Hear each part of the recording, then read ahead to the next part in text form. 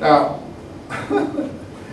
he didn't realize that someone was going to go about in the period after him, in the 1870s and 80s and so on, maybe even in reaction to people's comments of that kind, and revive Hebrew single-handedly. We will study the person after the exam who actually revived the Hebrew language as a modern language single-handedly.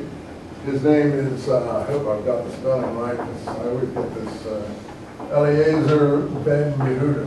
That's his, I think that's the name he took. We'll look at when we look at the Zionist thing. He'll be in our Zionist book. Ben Yehuda, son of Judaism or Jews or whatever. So that's obviously not a pseudonym, but a new name that he's taking there.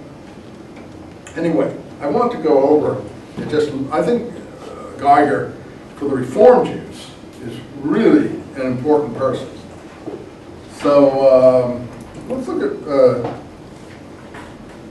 our excerpts here from the source reader, page 45. Well, beyond that, not page 45. Page 62. He knows that Geiger's an important person.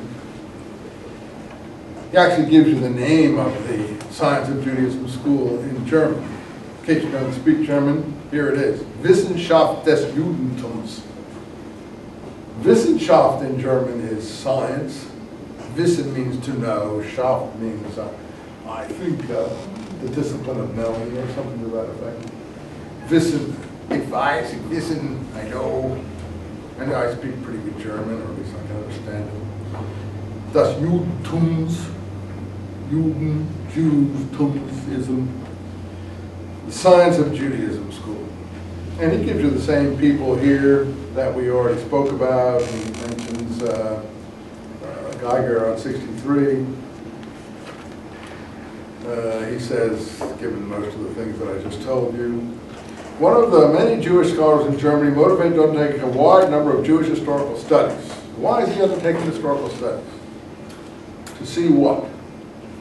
To see what is essential in Judaism and what isn't. He produced important studies in biblical philology, medieval Hebrew poetry, rabbinic literature, Jewish historiography, that is theory of history, contemporary theology, founded 2 scholarly journals, provided through a synthesis of Hegelian and philosophy and Jewish history the most important philosophical grounding for German Reform Judaism. Here, the thing he gives here is a selection from a lecture given by Geiger towards the end of his life. I'll just read you a few important excerpts from it, and then we'll go on to the second piece from Geiger. He has another piece here. Well, it's all in this part of this piece, so I can actually, it's all from this piece. He says, Geiger this is now, page 63. The introduction to the science of Judaism. I'll just carry on for another 5 minutes, okay? Sorry if you guys, go ahead. No. It's Go. over to speak to. I mean, the bathroom is being used now, so you probably won't be able to get in, but I know we have separate men's room. Pretty soon we're going to give up these separate men's and ladies' rooms. I often walk into the ladies' room by mistake because I always forget where I am. I've done it several times, and I produce it shrills, and I run out like, oh my God, I'm so lost I thought I forget where I am. I don't know why they have all these things, because mostly I don't know, you know. The introduction to the science of Judaism, which is to be given here, aims at bringing about a full understanding of religious thought and ideal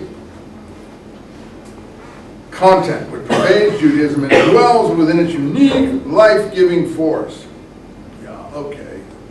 The only method by which such understanding can be acquired is the study of the manner in which the idea first entered the physical world, the way in which it was found expression in language, literature, in which it was manifested, and in practice in the course of history.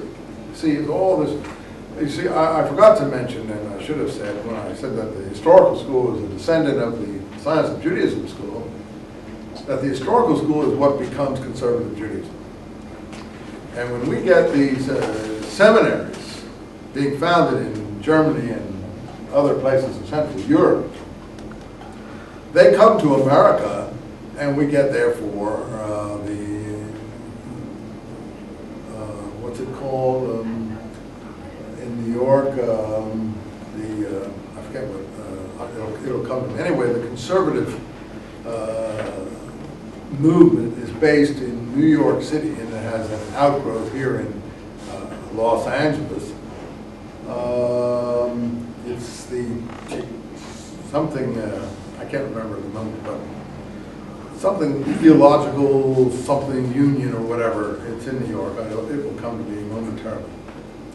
And I think out here it's called the University of Judaism. It's the organ of conservative Judaism in America. And it descends from this Zechariah Frankel's reaction to Geiger. Not just Zechariah Frankel, but Leopold Zunz and these others who don't go as far as Geiger. And Reform Judaism, the seminary, where's the big, the Jewish Theological, that's what it's called, the Jewish Theological Seminary is the one I was thinking of in New York City. The one in Cincinnati is called, I think, Union Theological, no, that's the, there's another one in Cincinnati that has a different name, it's the Reform Judaism Center.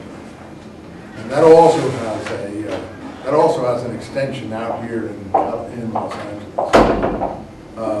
But in any case, they start to export these seminaries where they're going to teach rabbis and give them their certifications.